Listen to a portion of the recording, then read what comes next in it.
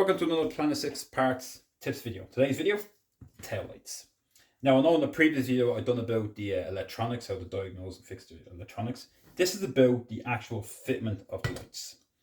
So maybe you've gone out and purchased a Tr6 and you're restoring it, or you're refreshing it up and you've taken the lights off for the first time, only to realize that basically the nuts and bolts or the threads are either they're stripped, they're broken, they're missing, or simply just all over the place.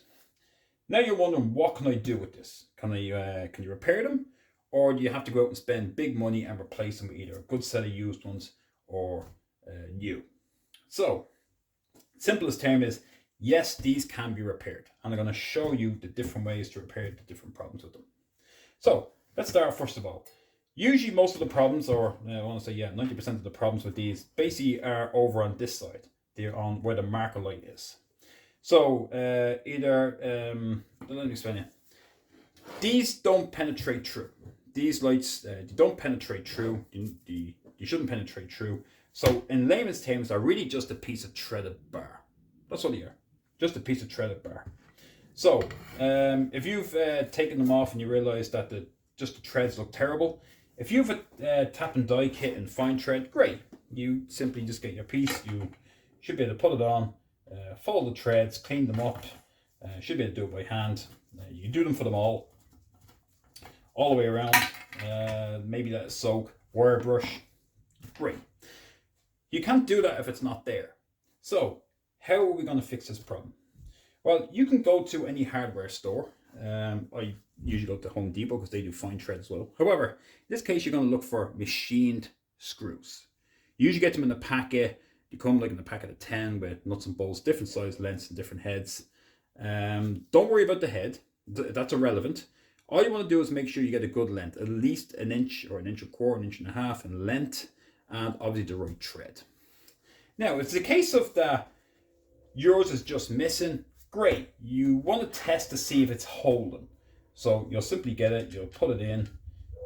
If it's holding, great. You should be able to get your screwdriver, put a bit of pressure on it, feel it hit the back wall, and then test it and like, yeah, that's holding. Great.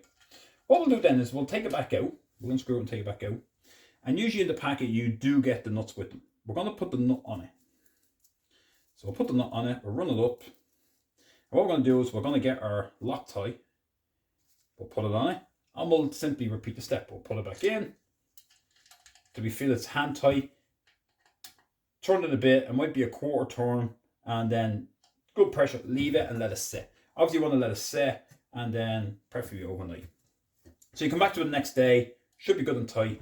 What we're going to do is we're going to push the nut down to the base or back to the light unit. And if you have a die grinder, great. A normal grinder will do, either or. What we're going to do is we are going to grind off the head. So as close to the head as you can get and just take it off.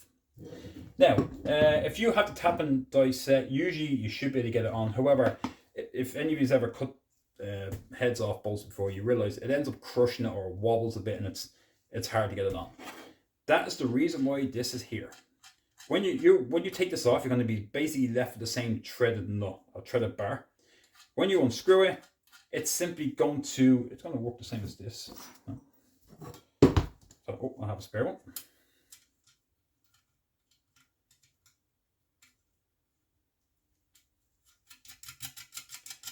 So we're going to say that we cut the head off. It's going to look like this. When we take it off, if the threads are anyway compressed, it'd be a bit of a pull, but it will come off and it'll straighten them threads out, and that will allow us so much easier to get it back on. To put it back on, or whether you want to put the tap and die and follow the threads in it, get a bit of a foil, a bit of a wire brush and clean up the edge of it, and that will solve this problem. The reason why you want the length is you can always go longer, but if you get too short, you'll put it on and realize that it doesn't fit into the inner fender, and you won't get nothing at all. So obviously goes for length. Now, what if it's completely missing and the threads are terrible? And you put it in and it's not gripping at all. Again, let's go back to our tap and die kit, and we're going to get simple. We're going to create the new threads. Providing we have the room for it, and if it's same with the original size, we're going to try thread it. However, there's a problem with this. as you're aware with these, they're pointed. And the first, basically, 1/3 or 1/4 of it is flat. There is no threads at all to grip. It's only when you get down to literally, like I said, the quarter mark, you start seeing threads where it actually takes effect. This unit is designed to go in and out the far end. So when you get to about 50%, you're actually threading. This is not going to work because these don't have an exterior. They don't have an exit on the far side. So these will actually do very little. The only way you're going to work with that is, and I've just used ones for example, you're going to have to take the head off it. So in this case, I took this to the wheel, the grinding wheel, and I simply shaved the head all the way down. So I'm going to shave it down all the way to literally the last thread where there's nothing. So I see one. So now it's flat. It'll go in deeper. When I go to put it in and thread it in, I can put it in and now I can see how far I've made it in. Maybe you have a Tip6, mark it, take it back out and see how deep you've gone in with it. If you need to take a bit more off the top, maybe, once you've done that, you can bring it down more to the threads and do the same again. And then you should be able to create that thread. And then simply, if you get that, you're going to go back to the same process. Take your screw, put it in and test it. See if you have grip first. If you have the grip, repeat the same thing. Put the Loctite on it, leave it, cut it off. If you don't, and you feel like it's too loose and you have none, well then the next option is simply go up in size. So you're simply going to go the next size up, you do the same thing, next size up, and grind it in and create new threads for a bigger screw. Is that ideal? No. Will it work? Absolutely. It'll work. So I'd rather do that than go out and spend a couple of $100 on new or good decent tail lights for the sake of a pack of screws. So if it have to be, I'll do that. And worst case, you can always do it at both sides. So if you have half of one and it's not long enough, if you can get it out with a little voice grips, heat it up and get it out with a voice grips, you can repeat the process for both sides. So at least the two of them are equal. The same process can repeat for the beginning and get them and put them back to your original size. That's great. However, what if there's a hole in the other side? What if somebody's already tried to do that and then there's just a hole and it just screws through? Well then, this is what you're going to have to look at. This one, as you can see, has had it done already. It's already been screwed. I've already actually tapped it. And this screw, this one here, will actually go in all the way. It will keep going all the way and go all the way through. So what we're going to do is this though. It's almost the same process, except we're going to go get a flathead style screw. So in this case, the flathead style, this is obviously, it's not the right size. I ran out of them. But the same thing, we're going to put it in and we're simply going to thread it in until it gets all the way down. Now we want to have as good thread as we can. Once we know it's a good grip, we'll take it back out. We'll put a Loctite on it, on this side. We'll screw it in and we're going to leave it. Now, this is going to end up looking like on this side. Is it the greatest? No. Will you see it? You shouldn't do, excuse me, because the gasket is going to sit over that and you will not see it. So it's not like you're going to see it through the lens. Like I said, if you have to do it on both sides, you can do it. And then because it's locked, again, the same thing. Now you already have your threads. Ideally, you want one that you can thread in as best you can. If you have the room, you may be able to get a grip washer and push it all the way in to give it an extra little bit of support to hold. But the only problem with this is you'll find that when you screw it on as light as you can, just the bare minimum, because again, because there's nothing to hold, it always has the possibility of spinning. Even though it's locked in there, you're not going to have the same torque, so you're just going to have to do it just hand tight. So, but at the end of the day though, it can be fixed, and it's a simple fix to actually keep the same, especially if you have a good light with good chrome.